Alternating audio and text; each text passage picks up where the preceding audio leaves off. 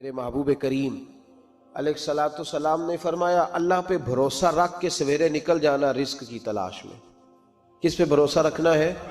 نکلنا تمہارے ذمے ہے، یہ نہ کہنا کہ گھر بیٹھوں گا تو یہیں آئے گا، نکلنا تمہاری ذمہ داری ہے، جتنی ذمہ داری ہے وہ پوری کرنا۔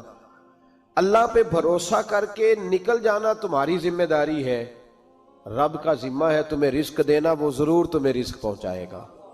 یا رسول اللہ صلی اللہ علیہ وسلم کس طرح پہنچے گا؟ تو ذرا حضور کے لفظوں کا حسن بھی دیکھیے۔ نبی پاک صلی اللہ علیہ وسلم نے فرمایا جس طرح موت تمہیں ڈھونڈ لیتی ہے نا کہ تم کہاں موجود ہو، جب وقت آتا ہے تو انسان پاکستان میں ہو تب بھی آ جاتا ہے، جدہ میں ہو تب بھی آ جاتا ہے، مکہ میں ہو یا مدینہ طیبہ میں وقت پھر بھی آ جاتا ہے۔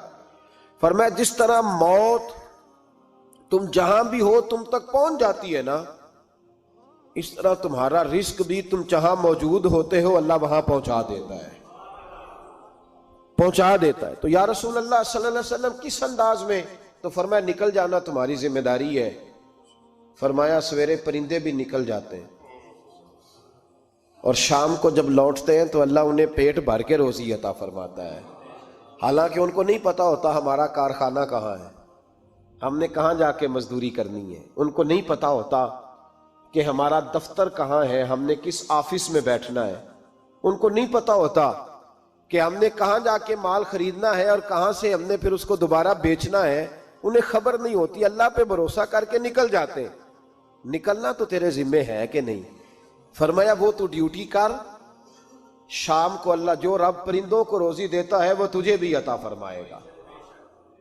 ایک بات اپنے ذہن میں یاد رکھ لیں، رٹ لیں کہ جو میرے لیے بہتر تھا میرے رب نے مجھے دے دیا ہے، تو بات ختم ہو گئی۔ بس وصل اچھا ہے نہ فراق اچھا ہے، یار جس حال میں رکھے وہی حال اچھا ہے۔ بس جو میرے حق میں بہتر تھا میرے رب نے مجھے، مسئلہ یہ ہے کہ تو اس پہ راضی ہونے کو تیار نہیں۔ حضرت علی کرم اللہ تعالیٰ وجہ الکریم نے میرے نبی پاک کی ایک حدیث بیان کی ہے، اور جناب علی جب یہ حدیث بیان کیا کرتے تھے تو حضرت مجاہد فرماتے ہیں یوں لگتا تھا کہ جیسے حضرت علی ہمیں ہر پریشانی سے نکال رہے ہیں۔ مولا علی شیر خدا رضی اللہ تعالیٰ عنہ فرماتے ہیں کہ مجھے میرے نبی پاک صلی اللہ علیہ وسلم نے ایک طریقہ دیا تھا ٹینشن فری ہونے کا۔ آپ فرماتے ہیں مجھے تو بڑا راس آیا ہے، تم بھی اگر کر لو گے تو تمہیں بھی فائدہ دے گا۔ کہا وہ کیا؟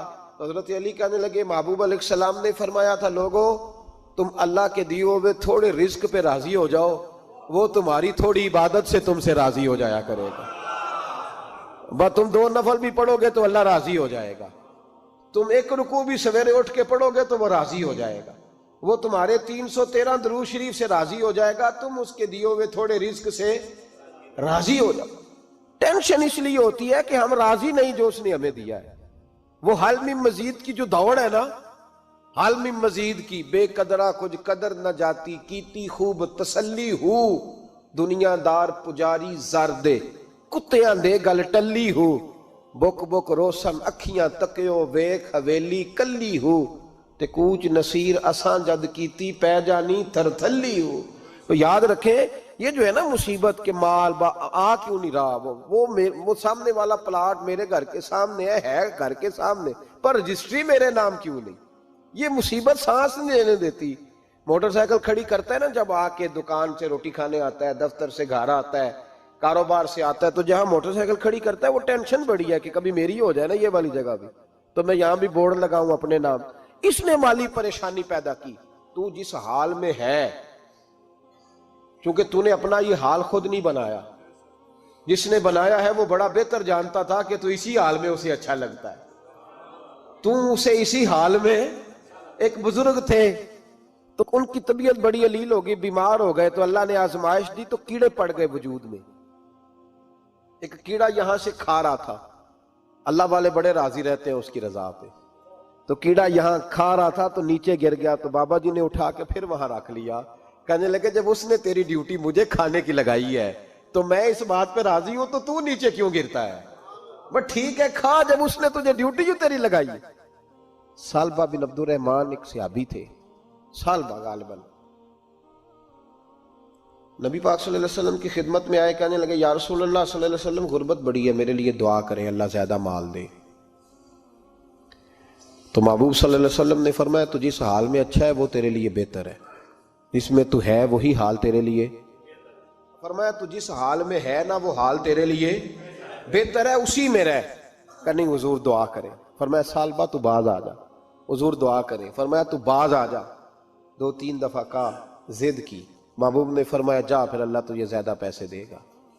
چند بکریاں خریدی، اتنی برکت ہوئی کہ بکریوں کے ریوڑ بن گئے، پھر کچھ بکریاں بیچ کے گائے خرید لی، ان کے بھی ریوڑ ہو گئے، پھر کچھ اونٹ اونٹنیاں لے لی، ریوڑ ہی ریوڑ۔ پہلے 5 وقت مسجد میں آتے تھے، اب فجر اور عشاء رہ گئی۔ پھر مال زیادہ ہوا تو مدینے شہر میں کوئی جگہ ہی نہیں، مدینے سے باہر حویلی خریدی، پھر جمعہ ہی رہ گیا، جمعے کے جمعے آتے۔